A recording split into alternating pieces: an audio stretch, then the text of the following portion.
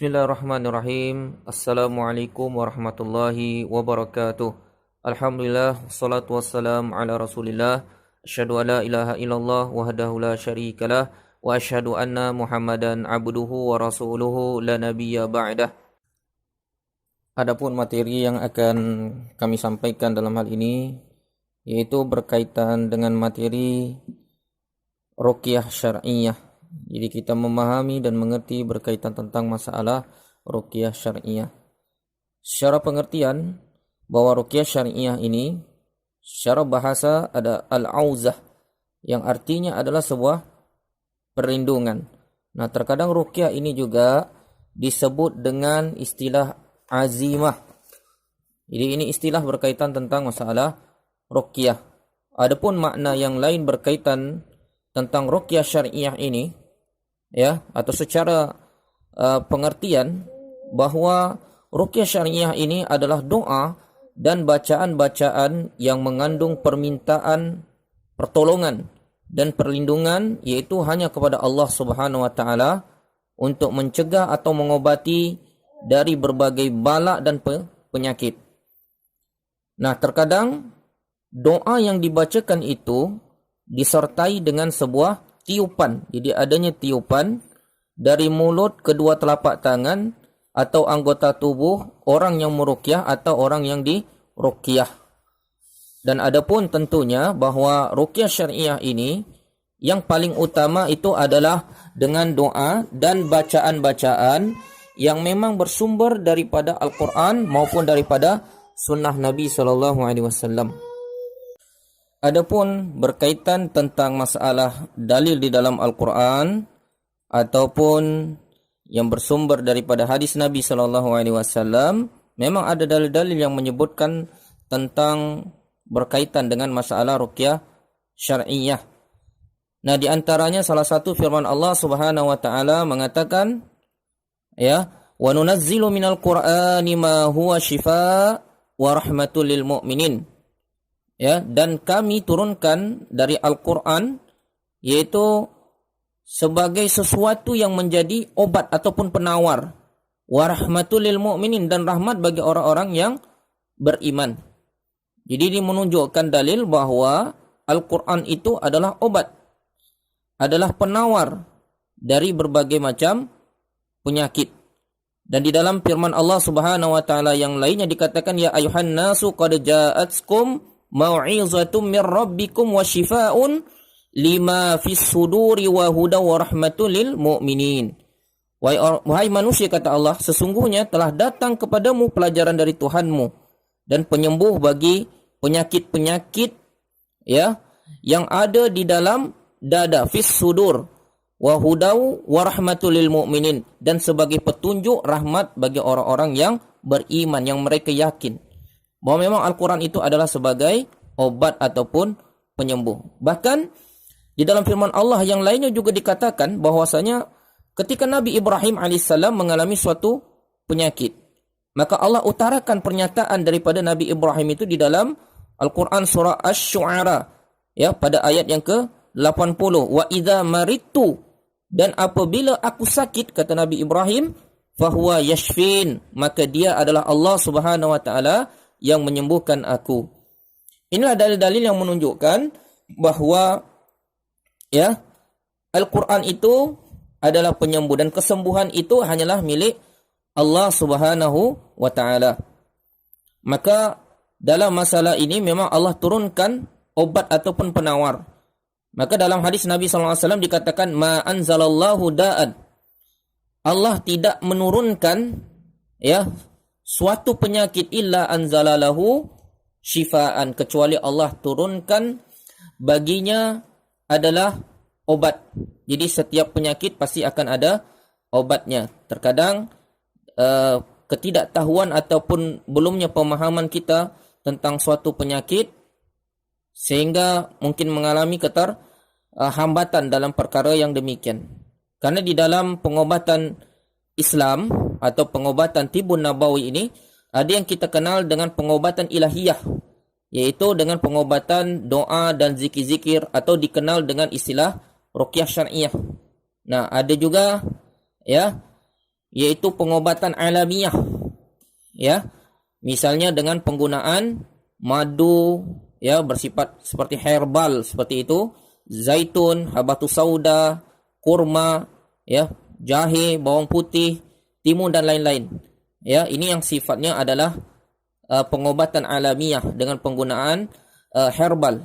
Nah, ada yang sifatnya adalah terapi seperti hijamah, ya, kai, kemudian pemijatan, usapan dan lain sebagainya. Namun dalam hal ini juga bisa dikombinasi. Misalnya pengobatan ruqyah dikombinasi dengan herbal, bisa dikombinasi juga dengan penggunaan terapi. Jadi ini menunjukkan bahwa setiap apapun penyakit pasti Allah Subhanahu wa taala turunkannya. Ya, sebagaimana dalam hadis yang lain juga dikatakan likulli da'in dawaun. Setiap penyakit pasti ada obatnya. Fa idza usiba dawa'ud da bara'a biiznillah. Ya. Dan apabila obat itu tepat, ya, ketepatan ataupun manjurnya suatu obat tadi terhadap suatu penyakit, maka dia akan sembuh biiznillah, dengan izin Allah Subhanahu wa taala. Dan perlu kita ketahui bahwa ruqyah, ya, ada yang disebut dengan ruqyah syar'iyah dan ada yang disebut juga dengan ruqyah syirkiyah. Ya, jadi ada ruqyah syar'iyah, ada ruqyah syirkiyah. Intinya ruqyah syar'iyah ini adalah ruqyah yang memang bersumber, ya, dari Al-Qur'an maupun daripada hadis Nabi sallallahu alaihi wasallam. Adapun bacaan-bacaannya di antaranya adalah Al-Qur'an, kan, dan kemudian jelas bacaan yang dibacanya, tidak disembunyikan bacaan tadi sehingga tidak menimbulkan keraguan bahwa dia ini ruqyah syariah atau tidak. Nah, kemudian bahwa ruqyah syariah ini, ya, dalam proses pelaksanaannya tidak mengandung kesyirikan sebagaimana ruqyah syirkiyah. Karena ruqyah syirkiyah di antaranya mereka ya'uzuna birijali minal jin. Jadi meminta perlindungan, meminta pertolongan, bantuan kepada kalangan jin. Nah, jadi disebutkan kadang perkataan-perkataan itu digabungkan kadang antara yang hak dan yang batil. Misalnya dia membaca salah satu ayat, kemudian setelah itu kita tidak ketahui apa bacaan yang dia baca. Artinya tidak jelas bacaan yang terkadang dia baca. Maka ini terkadang bercampur aduk antara, ya, yang hak dan yang batil. Karena ada di dalam hadis Nabi sallallahu alaihi wasallam, ya, di dalam hadis yang diriwayatkan oleh Al-Imam Ahmad, Abu Daud, Ibnu Majah dan Al-Hakim, dikatakan bahwasanya sesungguhnya ruqyah, ya, atau mantra-mantra, kemudian tamimah, jimat-jimat, tangkal-tangkal dan tiwalah, ya, pelet istilahnya, adalah kemusyrikan. Ya, adalah kemusyrikan. Maksud daripada ruqyah di sini atau mantra di sini yaitu adalah ruqyah syirkiyah, artinya ruqyah yang mengandung unsur kesyirikan. Maka para ulama juga banyak membahas berkaitan tentang masalah hadis tersebut, ya, berkaitan dengan hadis tersebut tadi. Karena mereka bersepakat, ya, bahwa ruqyah ataupun mantra-mantra yang mengandung unsur kesyirikan, musyrik, ya, kesyirikan itu adalah haram secara syariat. Dan mereka membolehkan ruqyah, yaitu ruqyah syariah, yaitu dengan membacakan ayat-ayat Al-Quran dan doa-doa yang maksur untuk penjagaan dan penyembuhan. Dan ini termasuk juga boleh mengambil upah daripada meruqyah. Nah, adapun berkaitan dengan masalah teknik-teknik kita di dalam meruqyah, ya, di dalam meruqyah ini ada teknik-tekniknya, dan adapun teknik-teknik yang kami gunakan di dalam meruqyah syariah Kecamatan Moro ini, di antaranya adalah dengan membacakan bacaan Al-Quran, atau boleh juga menggunakan, ya, MP3 Al-Quran.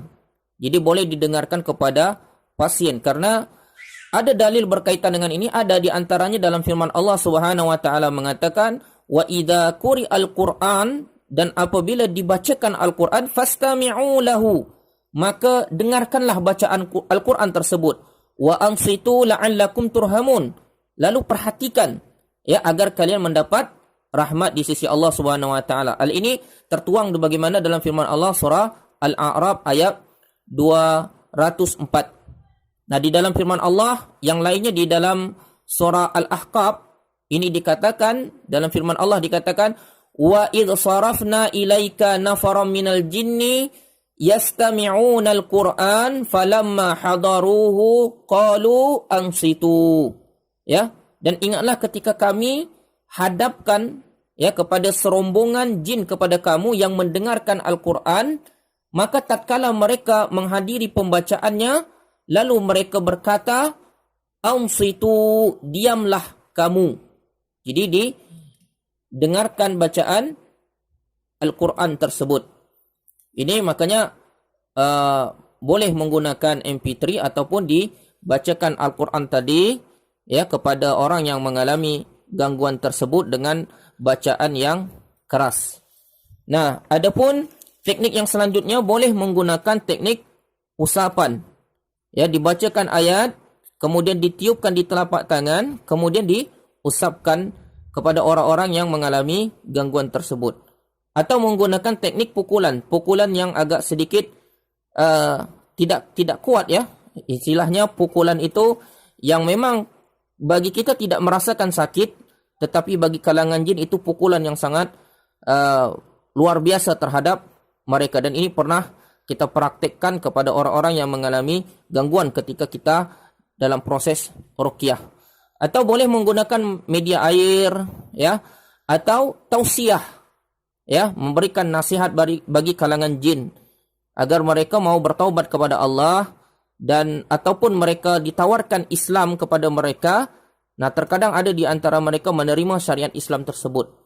Nah, kemudian boleh juga menggunakan metode mandi air ruqyah, dan boleh menggunakan teknik-teknik kombinasi. Ini dibolehkan secara syariat berkaitan